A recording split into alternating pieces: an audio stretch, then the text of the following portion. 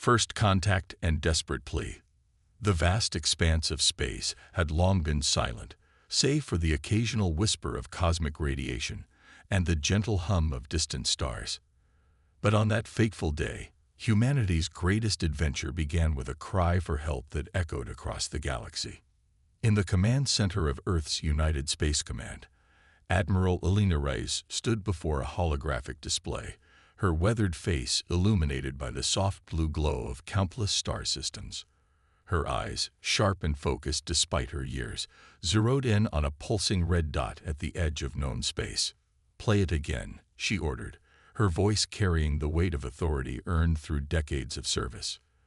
The air crackled with static before a desperate voice filled the room. "To any sentient species capable of hearing this message, we beg for your aid. We are the Tsar Cully, and our civilization faces extinction. The Xi-Thrax Armada has decimated our outer colonies and now threatens our homeworld. Our defenses are failing. Please, if there is any hope for our people, it lies with you." As the message faded, silence fell over the command center. Admiral Reyes turned to her assembled staff, a mix of seasoned veterans and bright-eyed recruits. "Thoughts?" Colonel Jahan Kapoor, head of xenobiology, stepped forward. "Admiral, if this is genuine, it could be our first contact with not one, but two alien civilizations. The implications are staggering." "And if it's a trap," countered General Maria Santos, her cybernetic eye whirring as it focused on the holographic display. Admiral Reyes nodded, acknowledging both perspectives. "Either way, we can't ignore this. Humanity has dreamed of reaching the stars for millennia. Now, the stars are reaching out to us." Over the next 48 hours, Earth's leaders debated furiously. Some argued for caution, warning of the dangers of involving humanity in an interstellar conflict. Others saw it as a moral imperative to help the species in need. In the end, it was Admiral Reyes' impassioned speech that tipped the scales. "We stand at a crossroads," she declared before the United Earth Council. "We can choose to remain isolated, safe in our cosmic backwater, or we can embrace our destiny as a spacefaring civilization. Yes, there are risks, but think of the rewards: new allies, advanced technologies, and the chance to prove that humanity is a force for good in this universe. I say we answer the call." The vote was close, but the decision was made. Humanity would intervene. Preparations began immediately. The most advanced ships in Earth's fleet were assembled: the dreadnought UES Horizon, the carriers UES Thunderchild, and UES Excalibur, and a flotilla of smaller, nimbler craft. Soldiers were briefed, weapons were loaded, and supplies were stockpiled. As the fleet prepared to depart, Admiral Reyes addressed the crew from the bridge of the horizon. "Men and women of Earth, we embark on a mission unlike any in human history. We go not to conquer, not for glory or riches, but to extend a helping hand to a species in need. We may face dangers beyond our imagination, but remember this: we carry with us the hopes and dreams of our entire planet. Whatever lies ahead, we face it together." With a flash of energy, the human fleet engaged their experimental faster-than-light drives, vanishing from Earth's orbit and hurtling towards an uncertain destiny among the stars. As they traveled, the crew trained relentlessly. Engineers pored over the Zarkali distress signal, gleaning what information they could about potential allies and enemies. Soldiers ran combat simulations, preparing for warfare in zero-gravity and alien environments. Scientists hypothesized about the biology and technology they might encounter. Weeks passed in the eerie calm of faster-than-light travel. Then, without warning, alarms blared throughout the fleet. They had arrived. The scene that greeted them was one of devastation. A blue-green planet, not unlike Earth, hung in space before them, but surrounding it was a graveyard of shattered ships and floating debris. Massive energy weapons flashed in the distance as titanic vessels exchanged fire. "Battle stations," Admiral Reyes commanded, her voice steady despite the chaos unfolding before them. "Tactical, analyze those energy signatures. I want to know which ships belong to the Zarkali and which are Hathrax. Comms. Broadcast on all frequencies. Let the Zarkali know help has arrived. As the human fleet moved into position, a new transmission cut through the static. Unidentified vessels. This is High Commander Zinthar of the Zarkali Defense Force. Your arrival is unexpected. Identify yourselves immediately. Admiral Rice took a deep breath, knowing her next words would shape the course of human history. High Commander, I am Admiral Alina Rice of the United Earth Space Command. We received your distress call and have come to offer our assistance. How may we be of help? There was a moment of stunned silence before Zinthar's voice returned, a mix of disbelief and desperate hope. Humans? We had almost given up hope. The Xi-Thrax have breached our orbital defenses. If you truly wish to help, engage their flanking squadrons. But be warned, their technology is formidable, and they show no mercy. Understood, High Commander, Rice replied, her eyes scanning the tactical display. Humanity stands with the Zarkali. All ships prepare to engage. Let's show these Xi-Thrax what Earthlings are made of. As the human fleet surged forward, plasma torpedoes streaking ahead and point defense lasers coming online, Admiral Rice allowed herself a small smile. Humanity had taken its first steps into a larger universe, and they would make damn sure it was a step that echoed across the cosmos. The battle for the Zarkali homeworld had begun, and with it, a new chapter in the story of humanity among the stars. Arrival and assessment. The void of space erupted into a symphony of destruction as the human fleet engaged the Xi-Thrax for the first time.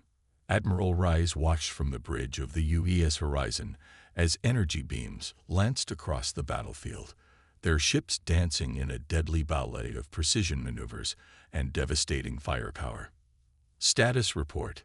She barked, her eyes never leaving the tactical display. Colonel Dmitry Volkov, her tactical officer, responded with clinical efficiency. The Xi-Thrax vessels possess energy shielding beyond anything we encountered, Admiral.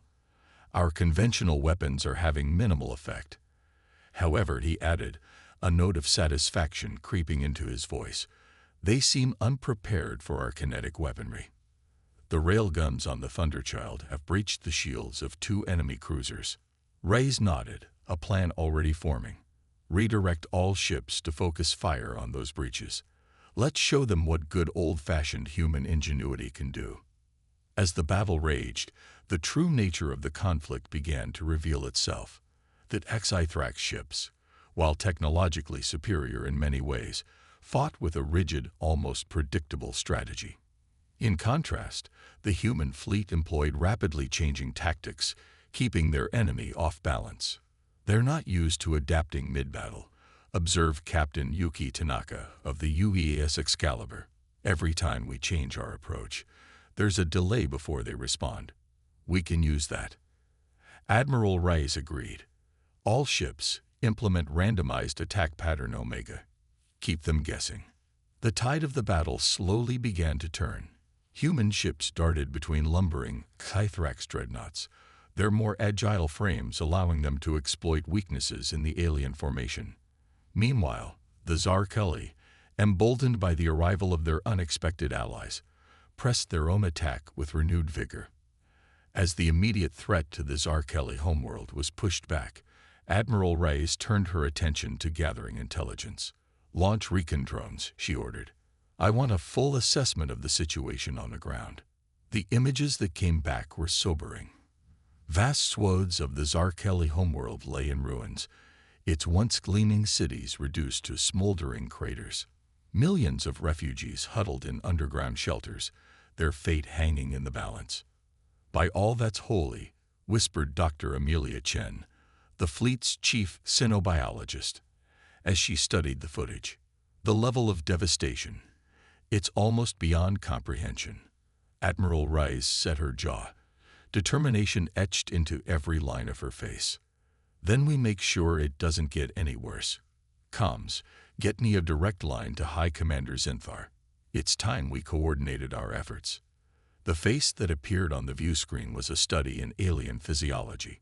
Zinthar's skin was a pale blue, marked with bioluminescent patterns that pulsed with emotion. 4 eyes, set in a diamond pattern, blinked independently as they focused on the human admiral. Admiral Reyes. Zinthar's voice was a melodic trill, translator software struggling to convey the complex harmonics. Your intervention has granted us a reprieve, but I fear it may be short-lived. The Xithrax Armada is vast, and this is but a small fraction of their forces. Reyes leaned forward, her voice firm. Then we'll face them together, High Commander. But first, we need to understand what we're up against. Why are the Xithrax so intent on destroying your people? Zinthar's bioluminescent patterns darkened, a sign of deep distress.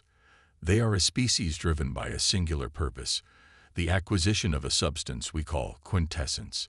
It is the source of our most advanced technologies, a form of energy unlike anything else in the known universe. The Xithrax believe it is the key to their transcendence, a way to evolve beyond physical form. Dr. Chen, listening intently, interjected. And this quintessence, it's unique to your world. To our system, Zinthar corrected. It forms naturally in the coronosphere of our sun. We have spent millennia learning to harness it safely, in harmony with the stellar processes that create it.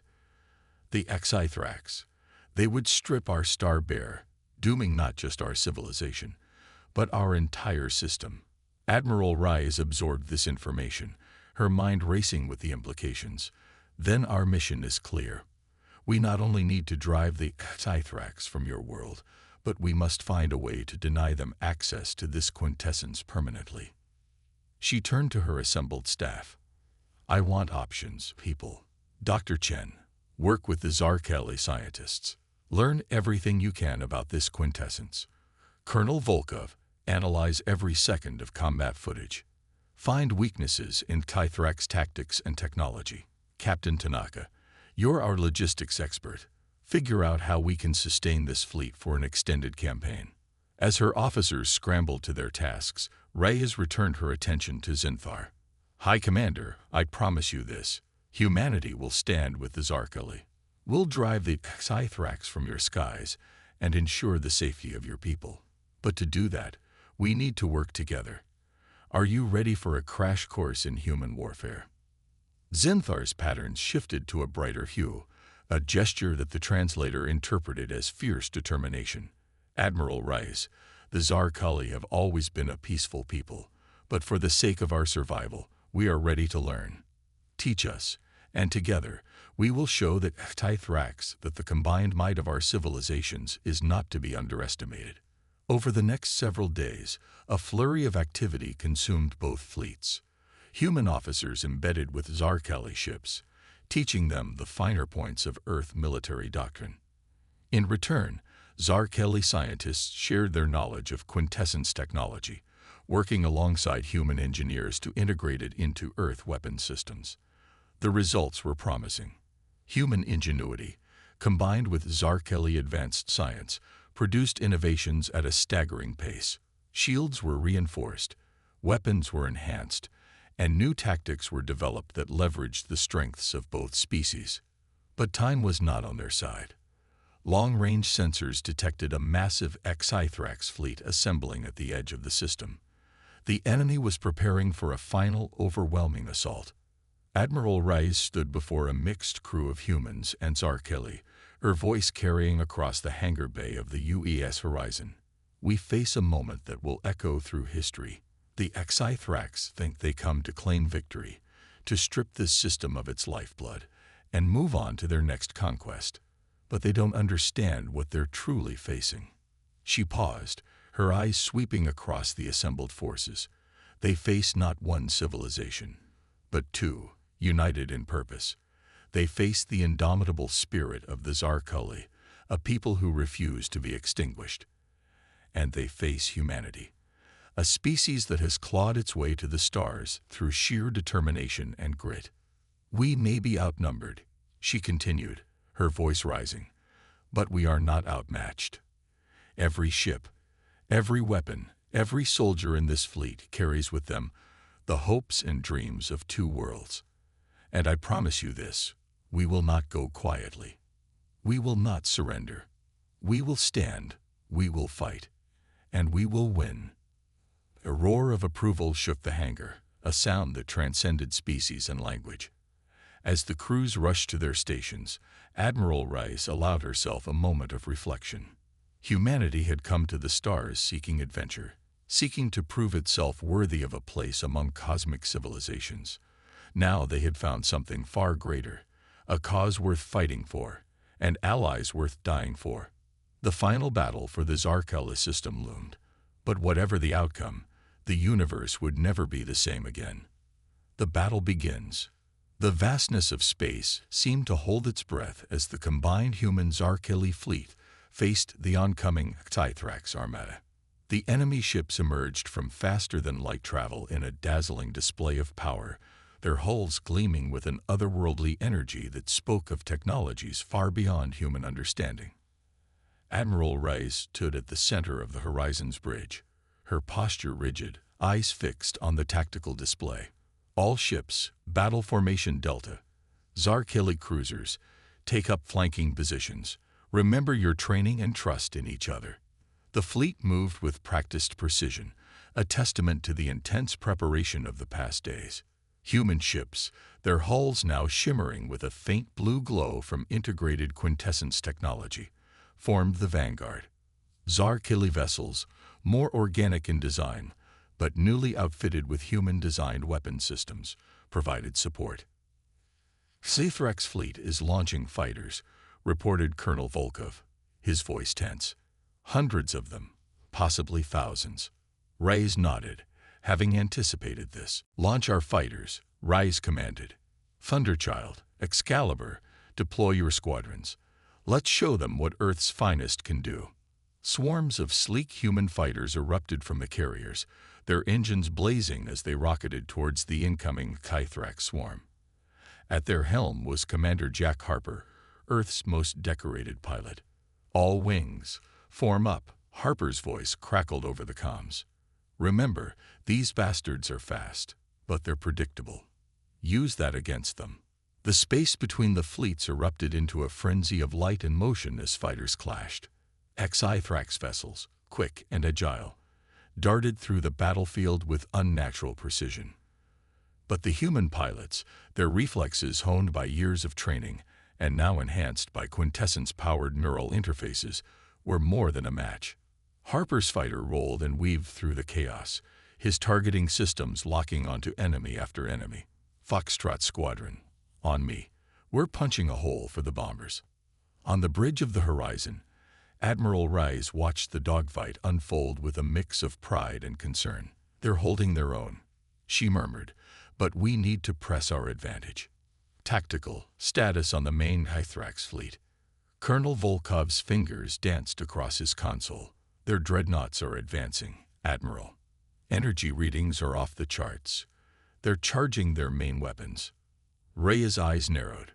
Not if we have anything to say about it. All ships, initiate attack pattern Omega-3. Focus fire on their lead vessels. Let's see how they like a taste of their own medicine. The human Zarkeli fleet surged forward, their formation shifting with fluid grace. Beams of concentrated quintessence lanced out from the upgraded human ships, striking Tithrax shields with devastating effect. Zarkeli cruisers followed up with salvos of magnetically accelerated projectiles, exploiting the weaknesses created by the human assault. For a moment, it seemed as though the tide was turning. Several Tithrax ships listed, their hulls breached and venting atmosphere. But then, the enemy responded with terrifying force. Incoming, Volkov shouted. Massive energy spike from the Tithrax flagship. A beam of pure violet energy erupted from the largest enemy vessel, cutting through space like a scythe. It struck a Zarkeli cruiser dead center, vaporizing it instantly. The shockwave rocked nearby ships, human and Zarkeli alike. Status report, Reyes demanded, gripping her command chair as the Horizon shuddered. Shields at 60%, came the response. The Zarkeli cruiser Starfire is gone, Admiral. 3 of our destroyers heavily damaged. Reyes gritted her teeth. All ships, evasive maneuvers. Do not let them get another shot like that off. Comms, get me High Commander Zinthar. The Zarkali leader's face appeared on screen, his bioluminescent patterns pulsing with a mix of fear and determination. Admiral Reyes, that weapon. We've never seen anything like it. Neither have we, Reyes admitted. But every weapon has a weakness. We just need to find it. She paused, an idea forming. Commander, that beam. It's powered by quintessence, isn't it? Zinthar's patterns shifted. Yes, but on a scale we've never attempted. The energy requirements would be astronomical. Then that's our target, Reyes declared. If we can disrupt their quintessence flow, we might be able to neutralize that superweapon. Do your scientists have any ideas? As Zinthar conferred with his team, the battle raged on. Human and Zarkeli ships darted between lumbering Kythrax dreadnoughts, exchanging fire in a deadly dance. In the fighter squadrons, Commander Harper led a daring assault on the enemy's sensor arrays, blinding their targeting systems and buying precious time for the fleet. Admiral, Zinthar's voice cut through the chaos. We may have a solution. Our scientists believe we can create a quintessence resonance cascade. It would disrupt the enemy's energy systems. But what, Commander? Zinthar's patterns dimmed. It would require a ship to get dangerously close to the Kythrax flagship. The vessel would need to be equipped with our most powerful quintessence reactors, and it would be a one-way trip. Silence fell over the horizon's bridge. Reyes closed her eyes, the weight of command pressing down on her. When she opened them, her gaze was steel. I understand. We'll make it count. She turned to her crew. I need volunteers for a critical mission. High risk, but it could turn this battle around. Who's with me? Hands shot up across the bridge without hesitation. Reyes felt a surge of pride in her crew's bravery. Thank you all. Colonel Volkov, you're with me. Captain Tanaka, you have the con. Keep this fleet in one piece until we get back. As Reyes and her chosen team prepared to transfer to a specially outfitted ship, she addressed the fleet one last time. All vessels, this is Admiral Reyes. We're initiating Operation Sunburst. Give us cover fire and prepare for a massive electromagnetic pulse. When it hits, press your attack with everything you've got. The Kythrax won't know what hit them. The small, agile vessel detached from the horizon, it toll thrumming with the power of Zarkeli quintessence reactors. As they accelerated towards the heart of the enemy fleet, Reyes watched the battle unfold around them. Human ingenuity and Zarkeli technology, working in perfect harmony, keeping the vastly superior Kythrax forces at bay. We're approaching optimal range, Volkov reported, his voice tight with tension. 30 seconds to activation. Reyes nodded, her eyes fixed on the looming bulk of the Kythrax flagship. All power to engines and shields. We only get one shot at this. As they closed the final distance, alarms blared. The enemy had noticed them. Evasive maneuvers. Reyes shouted as energy beams lanced past their ship. Just a little closer. The world outside their viewports became a blur of light and fire. Shields buckled under the onslaught, but still they pressed on. Now, Volkov yelled, initiating resonance cascade. Reyes slammed her hand down on the activation panel. For a moment, nothing seemed to happen. Then, a wave of pure energy erupted from their ship, expanding outward in a dazzling sphere of blue-white light. The effect was immediate and catastrophic. Kythrax ships closest to the blast simply ceased to function, their systems overloaded. The flagship's superweapons sputtered and died, its energy reserves drained. All ships, Reyes broadcast, her voice strained but triumphant. The enemy is vulnerable. Attack with everything you've got. As consciousness began to fade, the last thing Admiral Reyes saw was the combined might of humanity and the Zarkeli surging forward, seizing their chance for victory. The battle for the Zarkeli system had reached its turning point, and the universe would never be the same again. Counteroffensive and revelations. The blinding light of the quintessence resonance cascade faded, revealing a battlefield transformed. The once mighty Scythrax fleet hung in space, their ships dark and unresponsive. The human Zarkeli alliance seized the moment, pressing their advantage with ferocious determination. Aboard the UES Horizon, Captain Yuki Tanaka barked orders, her voice steady despite the chaos. All ships concentrate fire on disabled Scythrax vessels. Boarding parties prepare for immediate deployment. We need to capture their technology before they can initiate any self-destruct sequences. As the Allied fleet surged forward, a small rescue ship darted through the debris field, searching for signs of life from Admiral Rey's vessel. Commander Jack Harper, having left his fighter squadron in capable hands, personally led the search. Come on," he muttered, eyes glued to the sensor readouts. "Where are you, Admiral?" A faint energy signature caught his attention. There. Life support's failing, but they're alive. Initiating docking procedures. Minutes later, a battered but very much alive Admiral Reyes was helped onto the bridge of the Horizon, Colonel Volkov at her side. The crew erupted in cheers at the sight of their leader. "Status report," Reyes demanded, waving off medical attention. Captain Tanaka smiled, relief evident in her voice. "The Scythrax fleet is in disarray, Admiral. We've disabled or destroyed 70% of their ships. Boarding parties are securing critical enemy vessels as we speak." Reyes nodded, allowing herself a small smile. "Excellent work, all of you. But this isn't over yet.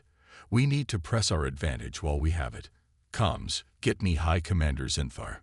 The Zarkeli leader's face appeared on screen, his bioluminescent patterns pulsing with a mix of joy and disbelief. "Admiral Reyes, we feared the worst when your ship disappeared in the blast. Your plan, it worked beyond our wildest hopes." "It was a team effort, Commander," Reyes replied. "But we can't rest on our laurels.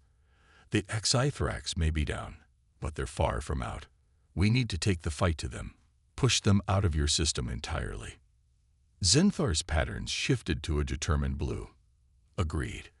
Our long-range sensors showed Scythrax reinforcements gathering at the edge of our system. We must act swiftly." Over the next several hours, human and Zarkeli forces worked in concert, securing captured Scythrax vessels and analyzing their technology.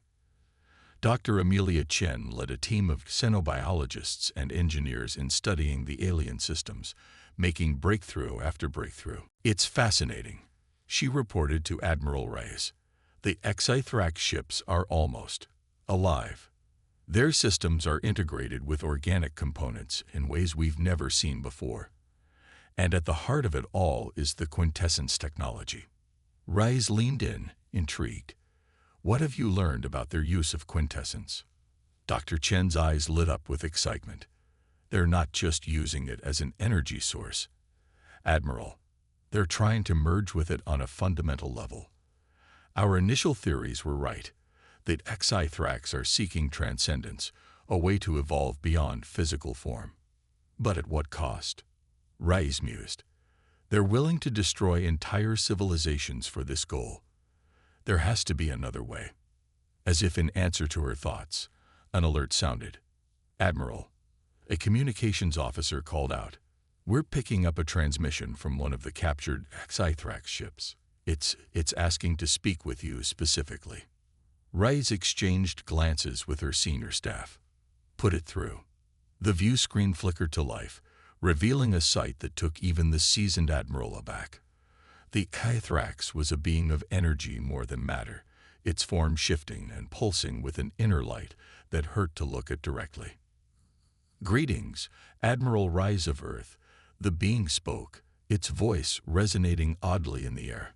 "I am Zarthal, overseer of the Scythrax Ascendancy. You have impressed us." Reyes stood tall, facing the alien entity without flinching. "Overseer Zarthal, I'd say it's a pleasure, but given the circumstances, The Caxithrax's form rippled in what might have been amusement. Indeed, you have done what no species has managed in millennia. You have halted our advance. This alliance of yours with the Zarkali, it is unprecedented. We came to help a people in need, Rais replied firmly, and will continue to stand against any force that threatens innocent lives, no matter how powerful. Zarthel's form pulsed brightly.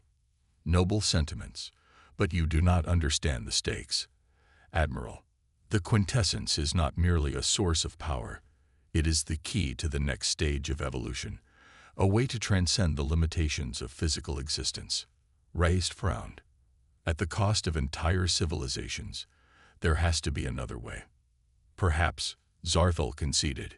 Your species' ingenuity, combined with Zarkeli wisdom, you may yet find an alternative path. But know this, Admiral Rais, that Caxithrax will not stop. Ascension is our destiny. The transmission cut off abruptly, leaving the bridge in stunned silence. Admiral Rais turned to her crew, her mind racing with the implications of this encounter. Well, people, it seems we've got our work cut out for us. We not only need to defend this system, but find a way to resolve this conflict permanently. She paused, a plan forming. Dr. Chen, I want you working with the Zarkeli scientists around the clock. If there's a way to harness quintessence without destroying entire stars, we need to find it. Colonel Volkov, analyze every scrap of data we've gathered on Caxithrax tactics and technology. Captain Tanaka, begin preparations for a potential push into Caxithrax space. As her crew scrambled to their tasks, Rais opened a channel to High Commander Zinfar. Commander, we have a lot to discuss. I think it's time we considered not just the defense of your world, but a mission to the heart of Caxithrax territory. Zinfar's pattern swirled with a mix of emotions. A counteroffensive. Admiral, the risks would be enormous. So are the stakes, Rais countered.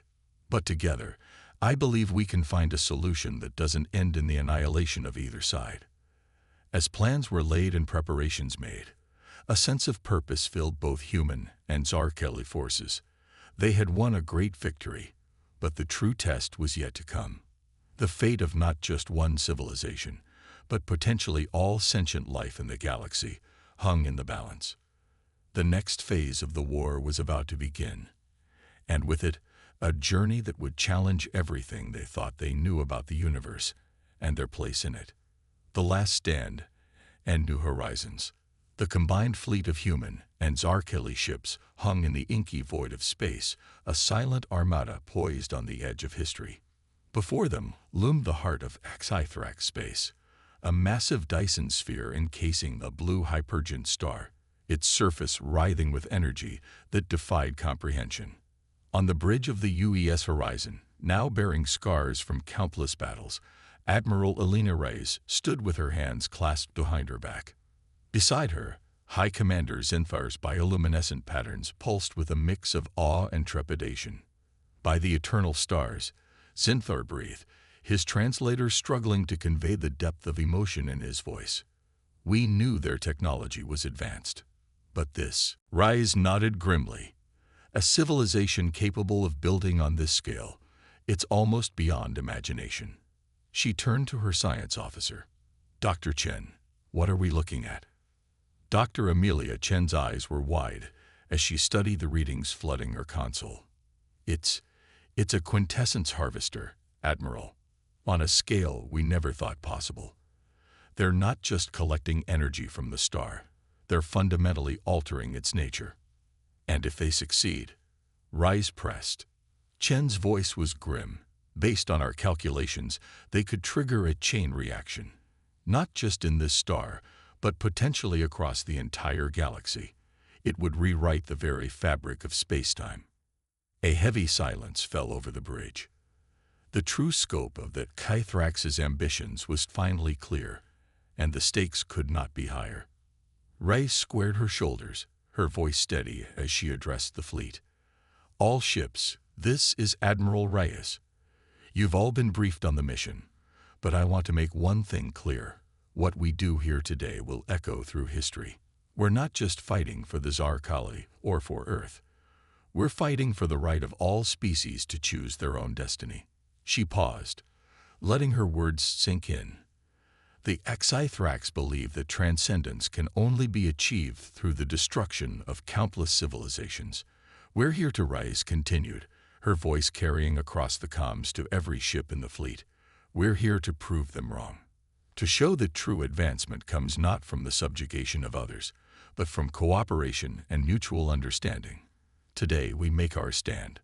For Earth, for the Zarkali, and for every species that looks to the stars with hope instead of fear. All ships, battle formations. Engage on my mark." As one, the human Zarkali fleet surged forward, a dazzling array of ships ranging from nimble fighters to massive dreadnoughts. They had spent weeks preparing for this moment, integrating their technologies and tactics into a seamless whole. The response from the Dyson sphere was immediate and overwhelming. Beams of pure quintessence lanced out, each powerful enough to vaporize a small moon. But the Allied fleet was ready. Evasive maneuvers. Rise barked. "Zarkali cruisers, deploy your quantum shields. Human vessels, initiate attack pattern Epsilon." The battle unfolded like a cosmic dance, ships weaving between energy beams and debris. Human ingenuity paired with Zarkali technology proved a formidable combination. Where the Xithrax expected to face a disorganized rabble, they instead encountered a unified force driven by a singular purpose. Commander Jack Harper led the fighter squadrons in a daring assault on the sphere's external sensors, exploiting weaknesses discovered through weeks of intense analysis. "All wings, form up on me," his voice crackled over the comms. "We're punching a hole for the main fleet. Watch those energy spikes, and don't get cocky." Meanwhile, Dr. Chen worked feverishly with a mixed team of human and Zarkali scientists, monitoring the battle from a specially outfitted laboratory ship. "Admiral," she called, excitement evident in her voice, "we're detecting fluctuations in the sphere's energy output. The attack is working." But the Xithrax were far from defeated. A massive portal opened in the side of the Dyson sphere, disgorging a swarm of ships unlike anything they had encountered before. These vessels seemed to phase in and out of reality, making them nearly impossible to target. "New contacts," Colonel Volkov shouted. "Our weapons are passing right through them." For a moment, it seemed as though all might be lost. But then, High Commander Zinthar's voice cut through the chaos. "Admiral Rise, we have an idea. The quintessence resonance cascade. If we can modify it to match the phase variance of those ships." Rice didn't hesitate. "Do it. All ships, fall back and regroup. Buy them time." The next few minutes were a blur of frantic activity, as the main fleet engaged in a fighting retreat, drawing the Xithrax forces away from the sphere. Dr. Chen and her team worked at breakneck speed to modify their weapons. "It's ready," Chen announced. "But Admiral, there's a catch. To generate a field large enough to affect their entire fleet, we'd need to detonate it from within the sphere itself." A heavy silence fell over the bridge. Rise closed her eyes, the weight of command pressing down on her. When she opened them, her gaze was steel. "I understand. Prep a shuttle. I'll deliver it myself." Protests erupted from her crew, but Rice silenced them with a raised hand. "This isn't up for debate. The fate of our civilizations, of the entire galaxy, hangs in the balance. I won't ask anyone to take on a risk I'm not willing to face myself." As Rice prepared to board the shuttle, a familiar voice stopped her. "Not alone. You're not." Commander Harper stood before her, a wry smile on his face. "You'll need the best pilot in the fleet to get you in there." Rice nodded, gratitude evident in her eyes. "Let's finish this, Commander." The small shuttle detached from the horizon, streaking towards the massive Dyson sphere. Harper's piloting skills were put to the ultimate test as they dodged energy beams and debris, weaving through the chaos of battle. "There," Rice pointed. "That breach in the outer shell. Can you get us through?" Harper's grin was feral. Watch me." The shuttle dove through the opening, emerging into a world that defied description. The interior of the sphere was a swirling vortex of energy, with structures that seemed to defy the laws of physics floating in a sea of pure quintessence. At the center of it all stood a being of pure light, Overseer Zarthal, the leader of the HFY. Admiral Reyes. The being's voice resonated in their minds. "You've come far, but you cannot stop what has already begun. Join us. Embrace transcendence." Reyes stood tall, facing the alien entity without fear. Transcendence at the cost of countless lives. "That's not evolution, Zarthal. It's genocide." She held up the device containing the modified quintessence cascade. "We're offering you a choice. Work with us.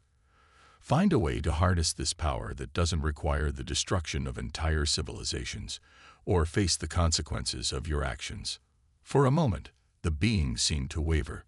Then, with a surge of energy, it lunged towards them. "You understand nothing."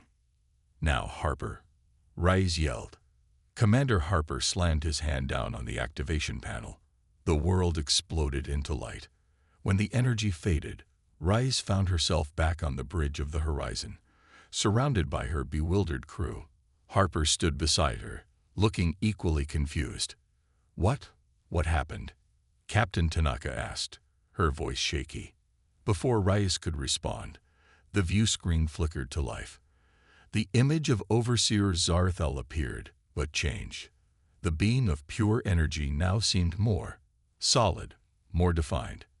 "Admiral Reyes," Zarthal's voice was different too, tinged with something almost like humility. "Your actions have altered us. The cascade you initiated has stabilized the quintessence reaction. We are evolved, but not at the cost of our physical forms." Reyes stepped forward, hope warring with caution in her voice. "And the harvesting of stars, no longer necessary," Zarthal replied. "You have shown us another path, one of cooperation rather than conquest. We have much to learn, and perhaps much to offer in return." As the realization of their victory sunk in, cheers erupted across the human and Zarkeli fleets. The war was over. But more than that, a new chapter in galactic history had begun.